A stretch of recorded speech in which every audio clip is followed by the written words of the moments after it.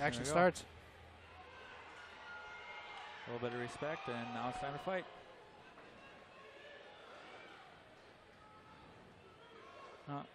Going for that takedown right away, but Borden clinches.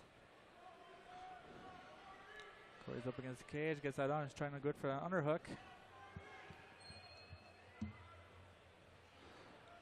This might be a little bit of Antonio's strategy. The cage can be an equalizer. It could save you from takedowns. It could get you takedowns. Why would you want to grapple with a guy with Corey's wrestling accolades? Well, yeah, well, when you're on against the cage with Corey, you know, you kind of lose a little bit of your hip mobility against the cage. So, you know, that Corey's going to use that as an example, which he just did. He used it to his advantage. The cage can be an equalizer, though. You can use it to defend. You can use it to get back up. I could see the mindset. He's safer with the cage's help. I like to think of it as like a 2-on-1 situation. As long as I got the cage, it's a 2-on-1 as far as I'm concerned. So I'd like to see Corey here break that grip so he can posture up and possibly do some damage. But Antonio's legs are open. Yeah, Borden's slowly turning his hips and probably looking for set up an armbar. I don't know what kind of jiu-jitsu he's got, but what do you think, Mr. Bruce?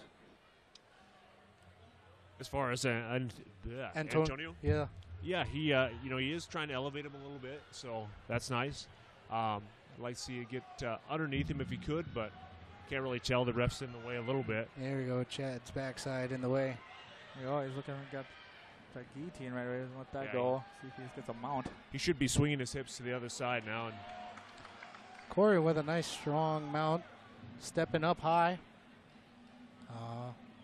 You'll see this a lot with guys that they'll hold the back, and I'm not a big fan of that. I mean, if it's like a form of stalling. Yeah, exactly. You know, you've got to start moving, especially from that position. That's not going to improve your position at all. No, it's going to stop you from getting punched, but it's not going to get you out of the position. So, what do you suggest? Is it still on hip elevation?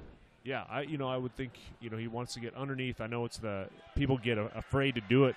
But instead of having his hands up there, he's got to have his hands on the hips and start to push him away, start to move those hips and get him up off his body. Because right now he's just flattening him out. Yeah. I don't know what Antonio's jiu-jitsu game is like. I'd like to see Corey actually be a little more aggressive on top. He's keeping him flat, he's controlling him, but some nice. You see like a cross face or something to break to be able to get up and posture up and not be afraid to throw some punches or set up a submission of some kind. You see Corey kind of working that one arm up there. I wonder if he's going to go for a head and arm here very soon. Yeah. Corey does have a good choke game. I know Dylan shows a lot of chokes, and arm locks, V-locks, head and arm things, a lot of catch style. Yeah, that's one thing that you can see him going for it now. Yeah, there he is. He's dipping his head underneath. He's going to try and trap the arm against Antonio's neck. There is what he's looking to dig his head underneath there for. I think he could have got it that time. Yeah, he could. But you might still. Corey's got so much grappling experience. This might be in a boxer's equivalent of feeling. There we go. Take his back, flatten him out. Corey riding fairly high, but he's able to get his hips down. So Antonio is in trouble. He's trying to base back up. Like he might have it underneath. Fight the hands. It doesn't look good for Antonio though. He's stretched him out. That's probably the end of the night right there. And that choke is very deep. He's got it underneath his chin. It's deep. There you go. 3-0, Mr. Corey Ulmer.